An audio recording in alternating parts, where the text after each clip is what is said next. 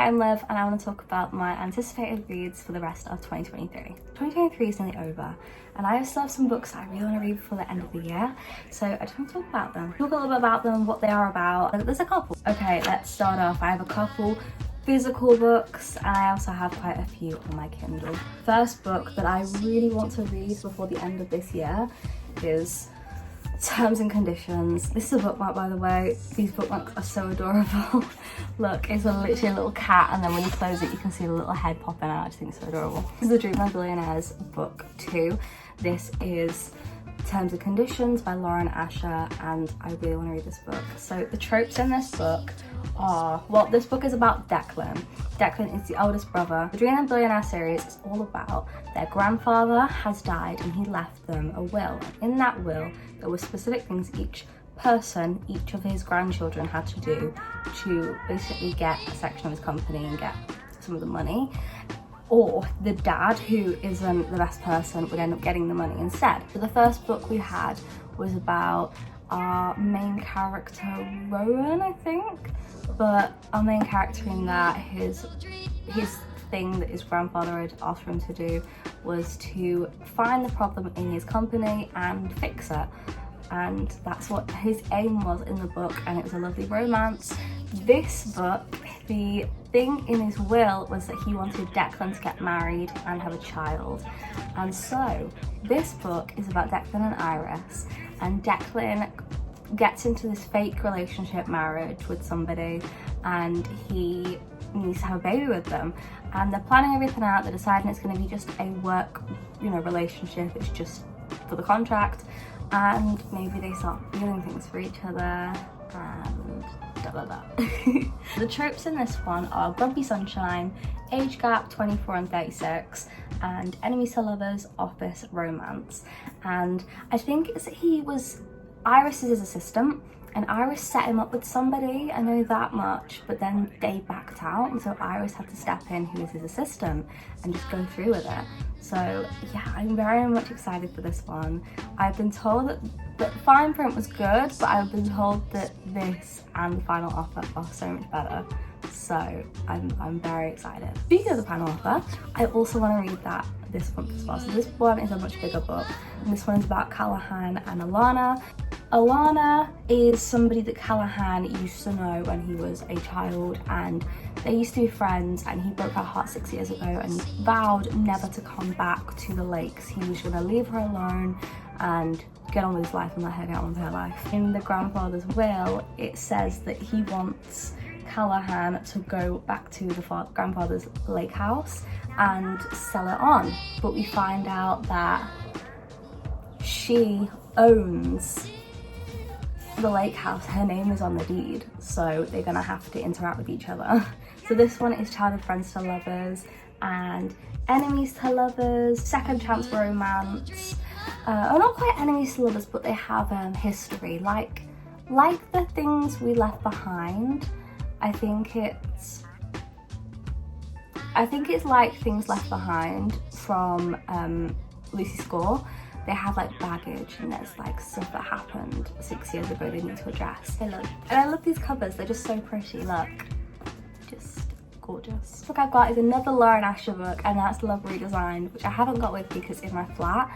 So Love Redesigned comes after the Redesigned Billionaire series, and it follows these two people who rivals, and they're family friends, and they've known each other as children, and he is trying to help her out with finding a creative spark, and she's redesigning something. He's trying to help her as quickly as possible to get her out and to get her going on her way, but maybe he actually wants her to stay, and he doesn't want her to hurry up and get her creative spark back. He wants her to stay around a bit longer. It's a small town romance, childhood friends to lovers, rivals to lovers, and I'm guessing like close proximity because they've got to spend so much time with each other. The next book I really want to read is Crooked Kingdom by Leah Bardugo.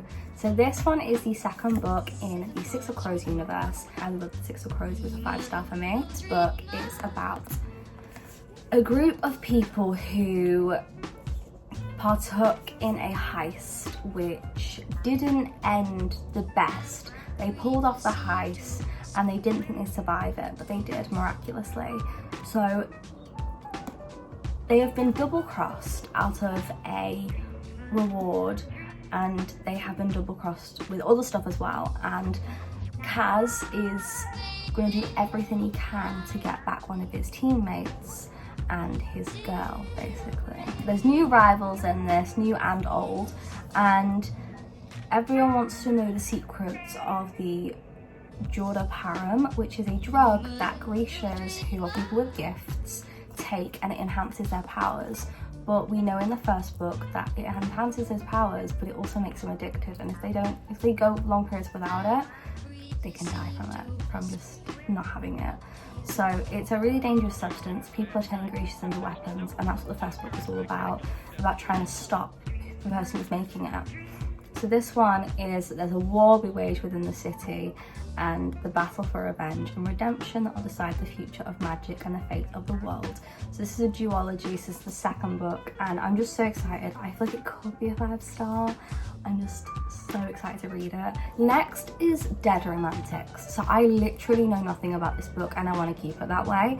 So this book is by Ashley Poston, and she is a writer and she can see ghosts. So she's a writer and she needs a extension on her deadline, and the new boss is not really going to allow that. And then one day she sees the new boss, sees the new editor at a funeral, but he's not there, he's a ghost. And that's all I know about it. That's all the blurb said, and I'm very interested because the front cover looks really good. So that's literally all I know about that. And then there's also a 7-Year Slip by Ashley Poston as well. And this one, a tragic event happens to the main character and she doesn't know if she can carry on or what she's going to do with her life. But then in her family home, I can't remember which family member it is, she's in the kitchen and a man comes in, and he is interesting and inviting. But he lives 7 years in the past and she lives 7 years in his future. And I don't quite know what that means, but apparently in Ashley Poston's stuff, she usually incorporates like paranormal magic-esque things, but it's never like something like a slap in the face sort of magic. It's kind of quite subtle. This is Wildfire by Hannah Grace.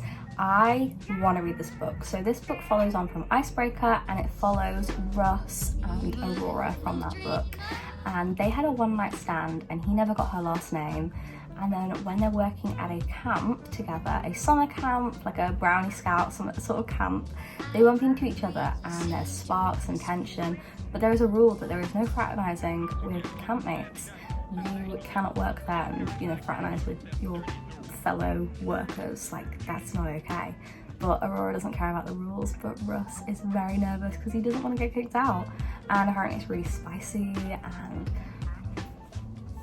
yeah. I love Hannah Grace's writing, so I'm very, very excited to read that, and I really want to read that this year. Big one, so Fourth Wing.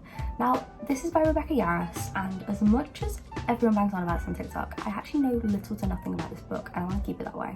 So all I know about this is it's dragons, it's fantasy, it's dragon riders, there's war, and the trope is like enemies to lovers, and there's rivals, and there's like a war, and there are dragon riders, and she needs to learn to be a dragon rider because this war's gonna break out. And it's a fantasy book, and I literally know nothing about it. I know there's a character called Xavier, and that's literally it. I don't know anything about this book, but I'm very happy with that because usually my expectations are very low. I know it's meant to be good, but I don't know. I haven't got much expectations about this book. I just think the cover looks cute and it's about dragons. I want to read it. The final book I really want to read is Brutal Prince by Sophie Lark. This book I saw in Wattstone so many times, and then I read the back finally, and I was like, you know what, I want to give it a go. And it's on Kindle Unlimited, so I can read it for free basically. So this is an Irish mafia arranged marriage situation. So these two people don't like each other, but their families need them to get along. So they arrange a arranged marriage for them to basically stop trying to kill each other. And so they're married to each other. It's a happily ever after, no cliffhangers book, which I am ecstatic about. I hate cliffhangers, they are the bane of my life. And it's a standalone dark mafia romance, and I am missing my dark romance sort of books. Those are all the ones I'm like anticipating to read this year. I'm so excited to read them. There are other ones as well that I'd like to read. Like, I'd love to finish some more of the Lord series, which is like the ritual, the sinner, the sacrifice. They're all standalone dark romances, but they're all like revolve around this like secret society of the Lords. I would also love to finish the Enemy series by called Charlie Higson, and yeah, there's loads and loads of books that I'd love to read, honestly, and these are just the main ones that I really want to get read before the end of the year, and I will do if I can help it. Yeah, I hope you enjoyed. I'll see you guys next time in another video, and go check out last week's video, and I'll see you guys soon now. Bye.